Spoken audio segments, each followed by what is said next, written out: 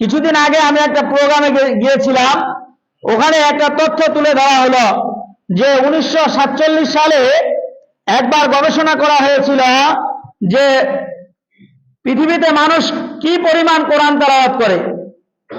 পৃথিবীতে মানুষ কি পরিমাণ কোরআন তেলাওয়াত করে। তো ওই জরিপে দেখা গেছে যে 100-র মধ্যে প্রায় 56% লোক কোরআন তেলাওয়াত করে। আর 2018 সালে আবার জরিপ করা হয়েছে, এই জরিপে উঠে এসেছে যে বর্তমানে মানুষ কোরআন কত পার্সেন্ট তেলাওয়াত করে, 100-র মধ্যে 10% মানুষ কোরআন তেলাওয়াত করে। 1947 সালে কত ছিল? 56% ছিল। আর 2018 সালে এসে কত পার্সেন্ট হয়েছে? 10% হয়েছে। শুনে আশ্চর্য লাগে না? নয়? বর্তমানে আমরা বলছি যে বাংলাদেশে প্রায় 22 লক্ষ থেকে 25 লক্ষ কোরআনের হাফেজ আছে। কত লক্ষ? প্রায় 22 থেকে 25 লক্ষ বাংলাদেশেই কোরআনের হাফেজ আছে। এত কোরআনের হাফেজ থাকা সত্ত্বেও কোরআনের তেলাওয়াত এত কম কেন? এত পার্সেন্টেজ 56 থেকে 10 কেন আসলো? বাড়ার কথা ছিল, কি বলেন?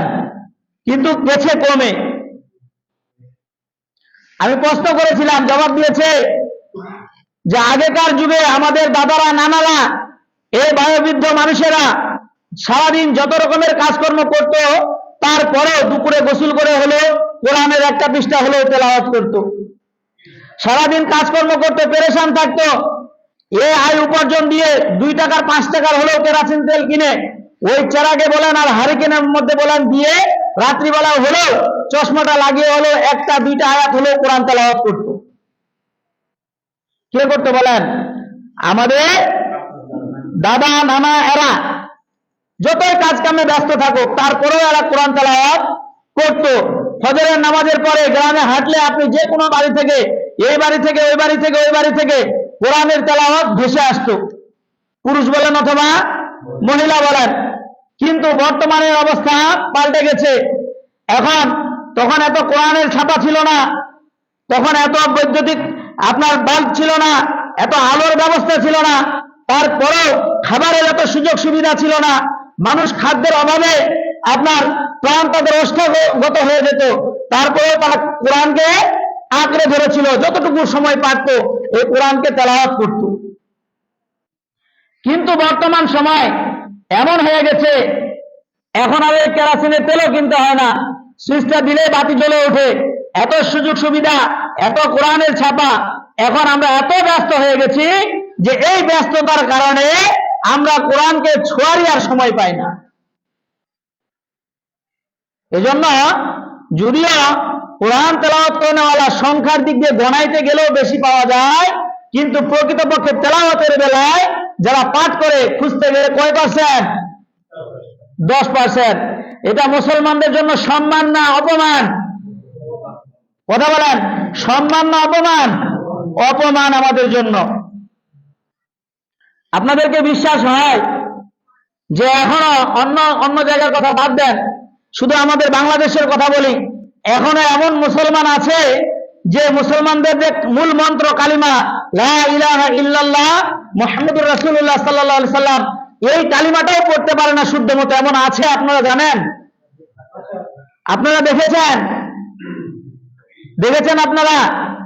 এখনো কালিমাটা পড়তে পারে না, অথচ তিনি কি মুসলমান। এই ব্যর্থতা কার?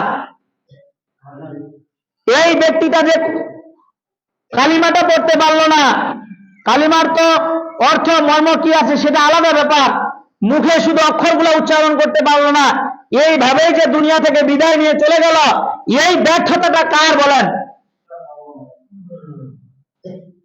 আমি আলেম হিসাবে আমার ব্যর্থতা, আপনি হাফেজ হিসাবে আপনার ব্যর্থতা, আপনি একজন মুসলমান হিসেবে আপনার পাশের ভাই, আপনার পাড়া প্রতিবেশী কোরআন তেলাওয়াত করতে পারেন, এটা তার ব্যর্থতা।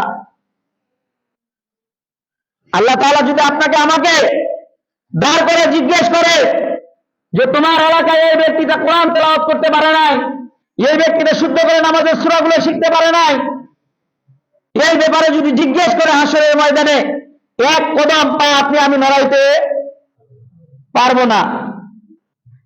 এই জন্য নিজেও বাঁচতে হবে, অন্যকেও বাঁচাইতে হবে। নিজেও বাঁচতে হবে, অন্যকেও কি করতে হবে? বাঁচাইতে হবে।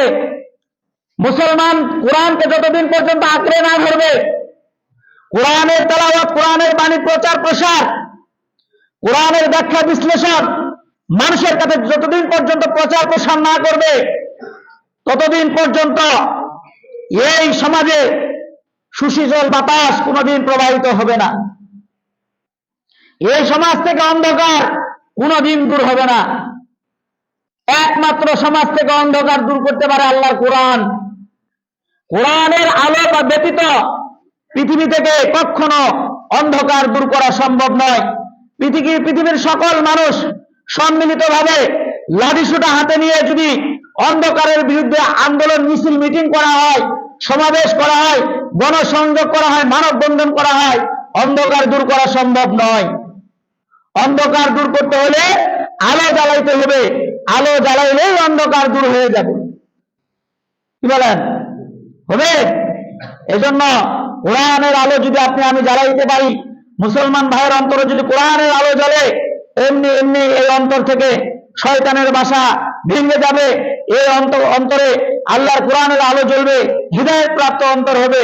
তখন কোরআনের বাণী, মর্মবাণী যা বলবেন সবগুলোই তার কি লাগবে? ভালো লাগবে। এই জন্য কোরআন শিখার বিকল্প কিছু নেই। আসুন আমরা নিজেরা কোরআন শিখি, আমাদের আশেপাশে যারা আছে তাদেরকেও আমরা কোরআন শিখার ব্যবস্থা করে দেই। যারা কোরআন শিখছে তাদেরকে সাহায্য সহযোগিতা করি। আল্লাহ তাআলা আমাদের সকলকে যে কথাগুলি বললাম বুঝার, আমল করার তৌফিক দান করুক। সবাই বলে আল্লাহুম্মা আমিন।